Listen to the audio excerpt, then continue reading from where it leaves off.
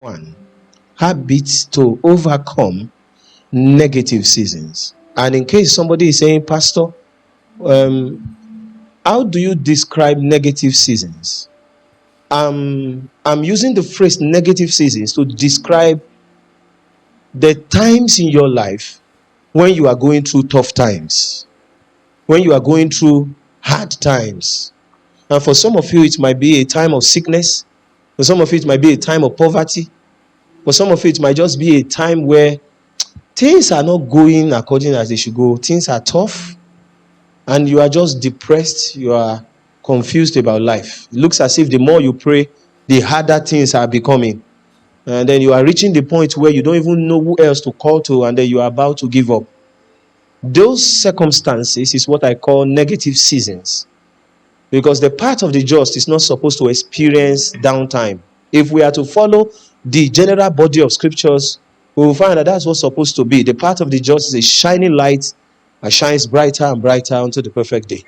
But scriptures also never promised us that we will ever have a life that is free of trouble. As a matter of fact, a life that is free of trouble is not worth living. And so we need to look at the scriptural approach to dealing with negative seasons. And I've seen some people in the body of Christ this year, they've had very deep trying times. And some of them are strong enough to be able to keep those things inside themselves. You see them smiling. You see good makeup. They dress good. They go to work. But they are battling with enough inside. Things that they cannot even share. Things that nobody even understands. For example, a brother was sharing testimony here when he got a job, I think some 3 weeks or 4 weeks back, how that for some months they were bathing with Omo. And things were so rough that they were bathing with Omo. And they came to church bathing with Omo. And nobody knows that they took their bath with Omo. It's possible that people can be going through so much like that. And not everybody have that boldness to actually talk to somebody. Some people, they will want to endure because you don't want to disturb anybody. And sometimes it will also be because the people you talked to before, they have used your matter on NTA and AIT. So you too now reach the point where you just want to be alone and carry your issues by yourself. How do you handle negative seasons? Because people did not handle negative seasons well. That was the reason why they backslided. Some people backslided because of negative seasons. Some people left their marriages because of negative seasons. Some people quit their jobs. Some people even died because they could not handle negative seasons. Let us find out, first from scriptures, what is biblical perspective concerning these issues. So we start from 1 Peter chapter number 4. 1 Peter chapter number 4.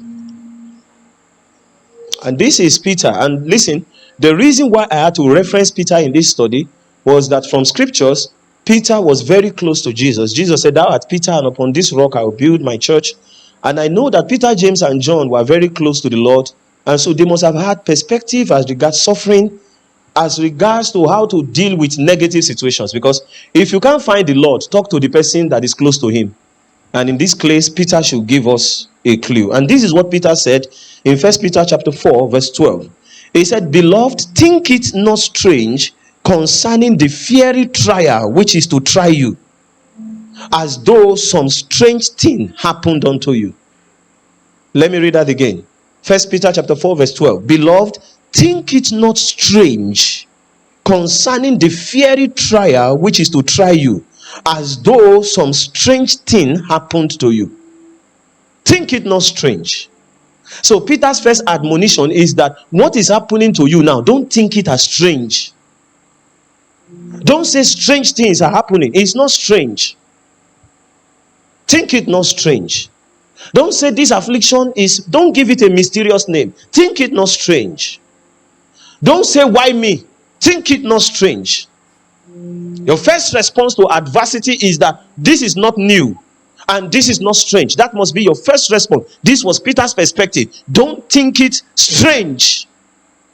Don't reach the point where you feel as if the whole world is against you and life itself is against you, where you are feeling it was better not to have been born. Think it not strange. This is not strange. This is a season and it will pass. This is not strange. This is just a phase. It will pass. Think it not strange. And this is Peter speaking. When you go through fear, this is what you will be saying. You will be saying, after all my tithing, after all my fasting, so this one can still happen to me.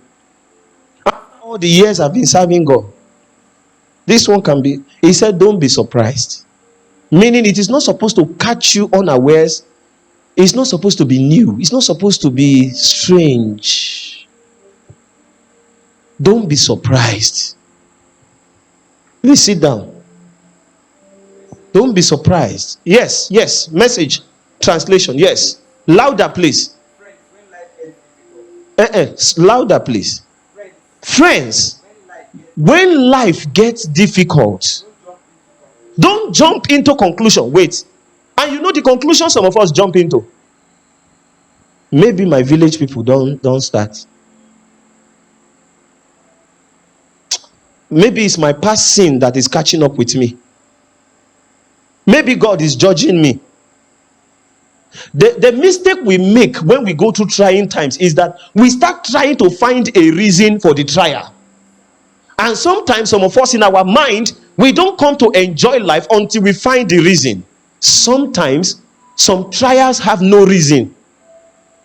It just comes. Sometimes some battles have no reason. It just comes. Sometimes there is no purpose to it. So Peter's first admonition is, think it not strange. Peter's first admonition is, stop saying that you are surprised that this can. Somebody will say, despite all my fasting, despite all my tithing, despite all my worship, despite all my faithfulness to God, you mean this can still happen? Job was faithful to God. Come on now. Even God bragged about Job. And when you study the book of Job, the afflictions of Job were not caused by Job's sins. Job was so careful and meticulous that even when he has a party and the party finished, he will go and offer a sacrifice to the Lord. For any sin that must have been committed in his party, he was that meticulous. But that did not prevent him from going through trying times. The earlier Christians normalized suffering as being a part of life, the better. If not, we'll be preaching certain doctrines that are not biblical and raise a generation that think that God is a money doubler and Jesus is just a problem solver. Jesus is much more to you than a problem solver. Think it not strange. No, stand up. I want to finish that message. Please read it again. Don't jump into conclusion. Please look at me. Don't go and be reading meaning that the next business shop by your shop, the person came at night and put jars in your shop. That's why you are not selling. The first thing is, when you're going through a season, don't look for a reason and don't also conclude. It will give you liberty in your mind, freedom in your mind. When your mind is free, God can help. Because a double-minded man is unstable in all his ways. The Bible said, let not that man think he shall receive anything from the Lord. So the first thing is, in your trials, you have to maintain a healthy mindset. And a healthy mindset begins with not jumping into conclusion as regards to why I am having this challenge. A healthy mindset is, don't think it's strange that I am having this challenge. Nobody is immune to challenges, including the anointed. In fact, the more anointed you are, the more problems you will have. Anointing attracts problems. Here's what you people don't know. Righteousness look for problems. The Bible says, many are the afflictions of the righteous. Many, not few. Many, not few. It's because God has confidence in your life that you can withstand anything. And afflictions means that God trusts you, that you are strong enough to go through it. And you will prevail. And when thou art converted, you will strengthen your brethren. You will be the light through which they see life. You will be this comfort, their consolation, that if this man can go through this and survive, I can go through it. Do you know how many people now wants to also marry and start from scratch the way I started from scratch? Because we made it. Do you know how many people now want to start ministry without equipment? We made it. Our Port Harcourt church started without equipment. No sound, no light, nothing. No sound, no speaker, nothing. Just only one person, and the person is a lady, and she's not up to 30, and she's pastor of a church in a city like Port Harcourt, at the heart of Port Harcourt, not at the village of Port Harcourt.